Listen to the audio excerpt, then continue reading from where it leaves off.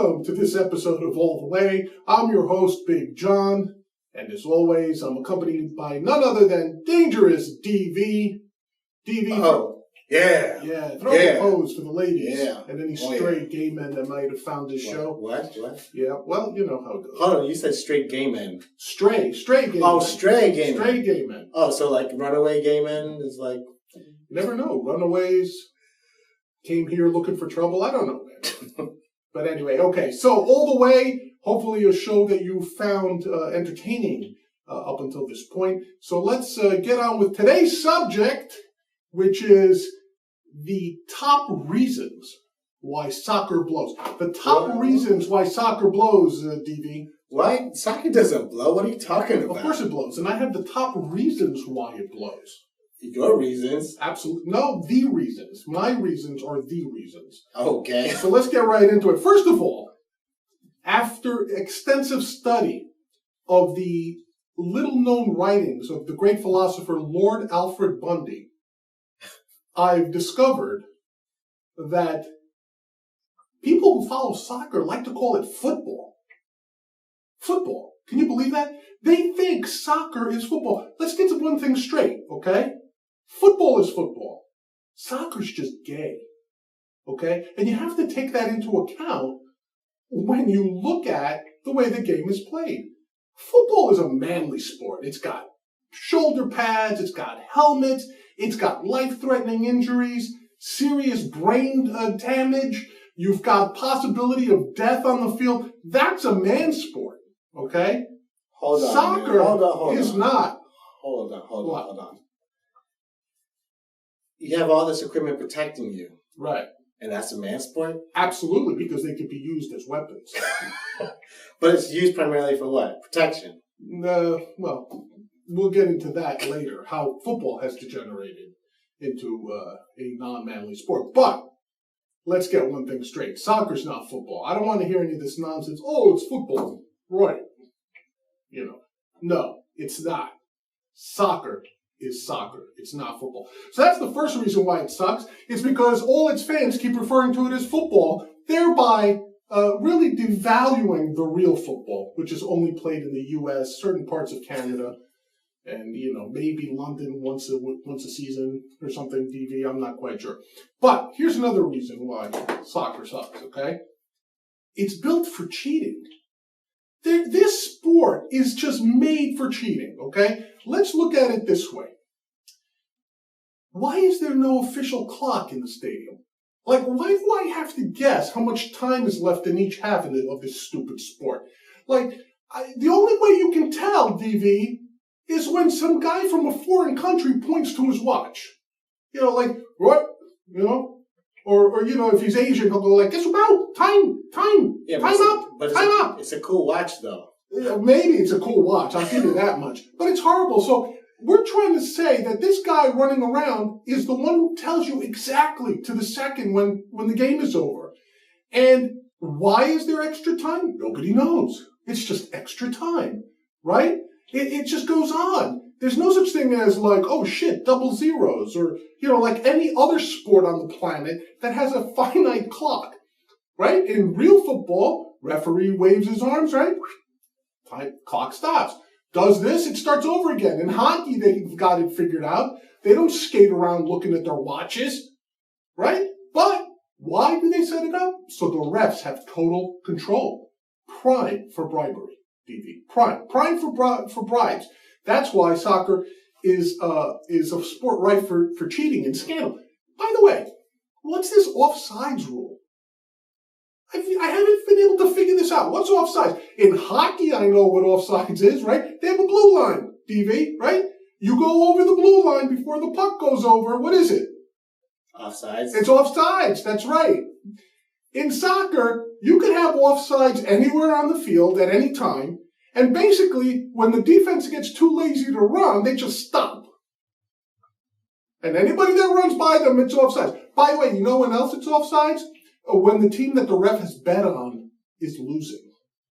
That's also offsides. I think you're assuming things here. No, I'm actually very serious about this. But seriously, why can't soccer just have an offside line? Like the equivalent of the blue line, DV? Because it's the same thing as like the phantom time. Yeah, it's rife for cheating. That's why soccer sucks. Phantom calls. I'm not talking about the typical shit that refs may miss a call, like an umpire missing a ball or a strike, right? We're talking about the game itself built for cheating. What's offsides? I don't know. I don't know what offsides is. But anyway, that's why, another reason why soccer sucks.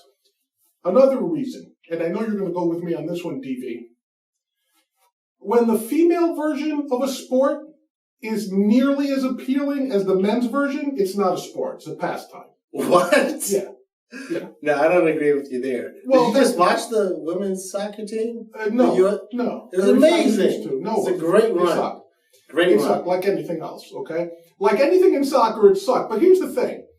Because soccer requires almost no real special athletic ability, right? It's just running around. It's like kick the can when we were kids, okay? When the women's version, you go, wow, like my confused young friend DV over there. He thinks that it's because the women are good. No, it's because the sport sucks. It's not even a sport.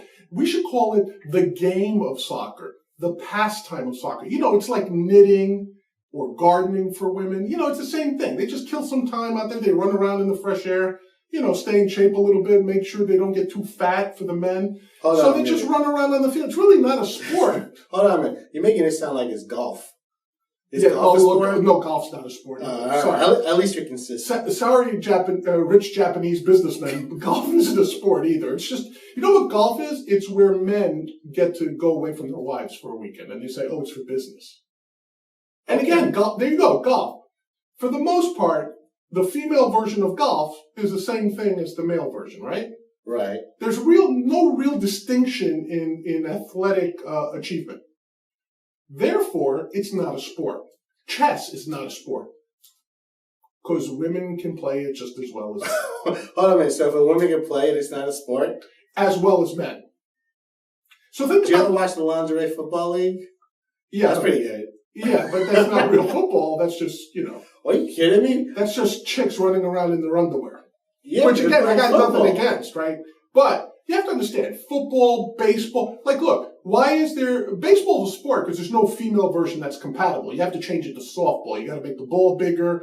You got to slow everything down, make the bases shorter, stuff like that. That's for girls. That's cool, right? But it's not baseball. Same thing with tackle football, the real football. There's no female version that even comes close. You ever see women in pads running around? You kind of go, look at them, they're running around. But it's really not football. You don't enjoy it the way you would real men's football. So that's how you know soccer is not a sport. It's a game. The female version is almost as good. Another reason why soccer blows, DV, there's no strategy to the game. Have you ever seen a full soccer game? Have you ever had the misfortune of having to be like stranded in front of a TV? Like with me, it's when I visit my mother during the World Cup. She always has to put the World Cup, oh, sit with me and watch the World Cup. And I'm like, why? This sucks. I'd rather watch two flies fuck than watch this stupid game. But guess what? I watched it. I try to be fair. Where's the strategy, DV? All I see is they run around on their side of the field if they have the ball. And like 80 times a game, they kick it back to their own goaltender. Then he kicks it forward 10 feet. Then they kick it back to him. Then he says, you know what? I'm tired of this back, like this sort of, what's that called? Pity-patty back and forth. Then he kicks it to the other team. Then they take it and kick it back to their goaltender 80 times. And basically all it comes down to is which team has the immigrant that runs the fastest at the end of the game. Do you know what I'm talking about? It's always some guy whose name the home country can't pronounce. Did you ever see that, DV? Yeah. Like in England, it'll always be some guy from Somalia. Right? And it'll be like, oh, wait, the Somali guy is used to running around with no food for 2 weeks, so give him the ball at the end of the game. He's still got all his energy. Right? And then somewhere in Europe, you'll have like a Brazilian guy on a Swedish team sticking out like a sore thumb. And then he'll be the one who gets the ball at the end of the game. That seems to be the entire strategy, okay? And that's another reason why it sucks. Football, people get in a huddle, right? And they put a play together. In baseball, you know, you're swinging away, you're stealing, hit and run, you know, double play depth, you know, bring the infield in, shift, all that fun stuff. Same thing with basketball, right? But soccer? Like, honestly, I think the coach is just there to just Yell at people. That's it. There's no real strategy involved with it. All right. Another reason why soccer blows. Soccer really encourages aimlessness, purpose. Like this ties in with the no strategy. You know what I mean? Like when you see the pro level of the game, it's just like 22 guys on the field running around chasing the ball for no reason. The old George Carlin line. You caught up to it, pick it up, stupid, but you can't use your hands. You got to kick it further some more and everybody chases it. That's what soccer comes down to. But it's even worse on the youth level, right? When you see soccer on the youth level, why is it, do you think, that Americans in the last 10 years always push all their kids into soccer? Two reasons. One, girls and boys can play the same way. It doesn't matter. We've already established that because it's not a sport. Since the little girls can play with the little boys and there's no difference, right? The second thing is, there's no real strategy. We covered that. So, like, what does a 10-year-old have to figure out? Just chase the ball. And because we've already established that there's no danger to anything in soccer, like, really, what's the worst that can happen? You get hit in the head with a little ball. Yeah. So, it really does encourage aimlessness. And another thing, this aimlessness, DV, you know what it does? What does it do? Ties. Soccer is full of ties. Big John is also what, DV? A data scientist. You know that. I looked this up. Did you know that 23.5% of soccer games, on average, end in a tie? This was over the last, I think, since 2012. 23.5%. Now, for comparison, NFL games, regular season games that end in a tie, 0.3% since 1972. 0.3%. Americans like a finality to their sports. Their games, nobody gives a shit about. But their sports, 0.3. Even hockey. Hockey, before the rule changes that to eliminate ties altogether, was it last 2 years or so, DV? They got rid of ties? Yeah. Right?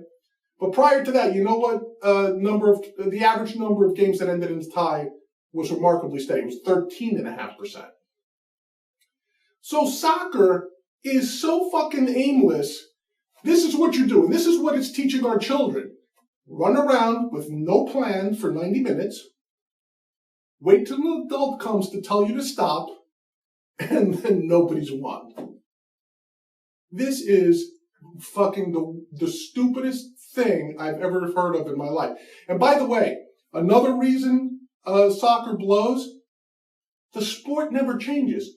The stuff I'm complaining about now has been the case for the past 500 years. By the way, if you think I'm exaggerating, I'm not. Soccer was invented, as far as I can tell, in England. The first recorded game with the current rules was in 1519, DV. 1519. Check my math here. How many years ago was that? 500 years. 500 years. Do you know what they were using in the sport 500 years ago? A ball and two nets.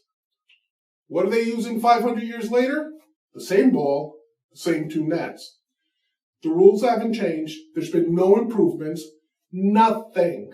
It's like being stuck in a really bad time machine. You know that movie Hot Tub Time Machine, DV? Of course. Yeah, at least you had a little bit. You know, it was funny. There was some intrigue. You had, what was her name? Jessica Paré. Oh. Fantastic piece of ass in the hot tub. Right? At least something to keep your interest. That time machine was cool. This soccer time machine blows. If you went back to 1519, brought an Englishman here, he'd be looking around like this. Oi! What's those things up in the air flying around? What? Horseless carriages? I don't recognize this world. Oh, wait, there's soccer. It's exactly the same as it was in 1519. That's my British accent, by the way. Yeah, that also blows. Yeah, it does. Not as bad as soccer, but anyway, so what I'm trying to get at, DV, is the game hasn't changed. It's taking nothing into account to take in the benefits of modern technology. It does nothing to address the modern fans or anything. It's the same stupid game. And by the way, this leads to yet another reason, one of the top reasons why soccer blows. It's the only, quote, sport on the planet where its fans are happy to talk endlessly about things that never happen, that things that almost happen. So they'll talk to you about Diego Maradona 50 years ago making a spectacular run up the right flank of the field in the World Cup, dodging left, dodging right, bouncing the ball off his head, balancing it on his chest, getting right in front for the shot, and then missing by just 6 feet. And that'll keep Englishmen happy and Argentinians happy for decades. By the way, the guy never scored the goal. But the game is so fucking boring that somebody almost scoring in a game 50 years ago is still being talked about with the reverence of like the Hail Mary in the NFL or something, or the Immaculate Reception. Okay? Or who hit that last home run in the 7th game, 1951? Bobby Thompson's home run against Ralph Branton, right? We talk about those things because they won the World Series, or they won the Super Bowl, or they saved the Super Bowl, right? Or they won the Stanley Cup in a shootout at the last second. In soccer, it's about some goofy dude who ran around with a ball for an extra 10 seconds, missed the goal, but everybody went, ooh, that was close. Proof positive that soccer blows, okay? Now, as if all this hasn't convinced you, soccer, one of the requirements to be a soccer player is that you have to be a shitty actor. Have you ever noticed like these mashups on the internet of alleged fouls in soccer? I've seen it's like basketball. Oh, worse than basketball. You ever see the one where two guys just walk up to each other and then pretend like they were shot in the head? That's and they hilarious. both fall back? It's like one of the stupidest things on the face of the planet, all right? And someone in, I think it was at 538.com, I don't remember his name, said that they did an analysis to figure out when the best time to flop is in soccer. What position on the field, when the score is tied, etc., etc. Soccer considers it a skill for you to be a liar. Dennis, have you ever thought of that before? What, being a liar? Yeah. Of course. As a skill. It isn't a skill? Oh, okay, fair enough. I don't know. DV over there is throwing me for a loop a little bit. I thought he had a little bit more on it than that. But seriously, though, soccer makes it a point to say that you should be lying. By the way, soccer is taken way too seriously. This is another reason why it blows there, DV. Soccer is taken way too seriously by its fans. Did you know that in 1969 there was an actual war fought over a soccer game? In 1969, what's known as the Football War between El Salvador and, let me make sure I got this right, yeah, El Salvador and Honduras decided that their best 2 out of 3 series just was too much. They actually went to war, but I think it was the 100 Hours War, otherwise known as the 100 Hours War. So I'm not saying that soccer was the only reason why they had this war, but just to let you know, it was called the Football War. Well, doesn't that make it cool? You know what? You might be right. You know what? I'm going to give you that one, DB. I got one. I will take that off as a reason why soccer blows. I guess if you're willing to bomb each other over a stupid fucking game, then absolutely it's cool. But DV convinced me. But did it end in a tie? No. I think, wait, let me get this right. I think El Salvador won. I could be wrong. 2 out of 3. But whoever won that best of 3 lost like 3 days later in the World Cup. Oh. So they sucked anyway. All right. And finally, the last reason why soccer blows, and this is the most important reason, soccer is the gateway sport to socialism. What? Yes. Yes, it's true. Soccer is the diversion that makes intelligent people so stupid and bored that they accept socialism. Now, you may say to yourself, John, you're overreacting. What proof do you have that this is the case? But let me break it down for you. Let's review this. Soccer pretends it's something it's not, has totalitarian referees who control everything right down to the second. There's no differences between the sexes when it comes to soccer. We've established that. The women's game and the men's game is just about the same. There's no real strategy at all, no real direction. It requires a lot of aimless and useless work, repetitive work that yields nothing. No innovation. We've said the fucking game hasn't changed in 500 years. And the best way to get ahead is to beg the authority, the referee, for favors by pretending to be hurt. Please give me a penalty shot because I can't score any other way. Right? And then the last thing is it conditions the people to expect nothing and like it. Right? So all these dopey soccer fans run around saying, yay, 0-0 tie. But we had a few good ones in there, even though it ended up 0-0. See, that's conditioning people to expect nothing and like it.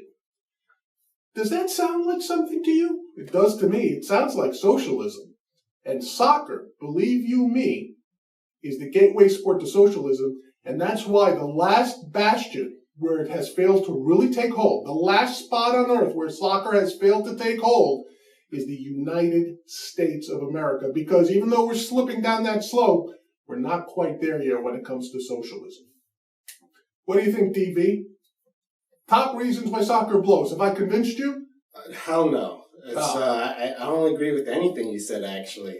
That's why I basically sound like the whole every single time you said something. Well, do us a favor then. Just give us the double guns again for the ladies. I think that's the best thing you could do. There you go. I don't know if the ladies want it, but... All right. This has been Big John for this episode of All the Way. I hope you liked it. And don't forget, we'll have more videos. And we've also done some other ones. Hopefully you find them funny. Either click here or click here to get some more.